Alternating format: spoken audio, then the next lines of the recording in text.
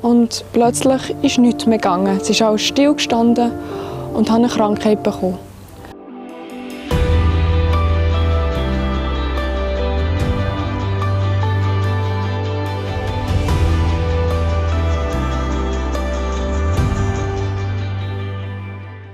Ja, in meinem Leben ist es wirklich um Sieg gegangen, um Sport. Nie irgendwie still zu bleiben, sondern einfach alles zu geben. Ich habe einen Halbmarathon gemacht. Mein Ziel war, einfach zuoberst zu sein. Und plötzlich ist nichts mehr gegangen. Es ist alles stillgestanden und habe eine Krankheit bekommen. Meine Leistung ist immer wie weniger und Laufen ist auch nicht mehr wirklich gegangen und bin dann am Schluss wirklich im Rollstuhl gelandet. Ich habe gemerkt, dass in meinem Leben wie so 50% mit Jesus unterwegs bin. Ich wollte Anerkennung auf eine andere Ebene wollen. Nicht von Jesus, sondern vom Sport. Eines Tages bin ich auch am Bettrand gehockt und habe gewusst, es geht nicht mehr vorne zu sein und es geht nicht mehr hinten zu sein. Was ich gewusst habe, ist, dass ich Jesus habe. Und ich habe zu ihm geschrauen und habe gesagt, Herr, ich gebe dir alles hin. Ich gebe dir 100% mein Leben hin. Es soll nicht mehr durch meine eigene Kraft gehen, sondern durch deine Kraft.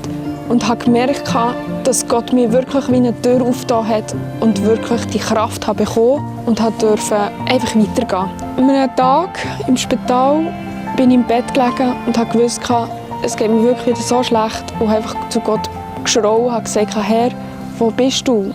Bist du überhaupt da?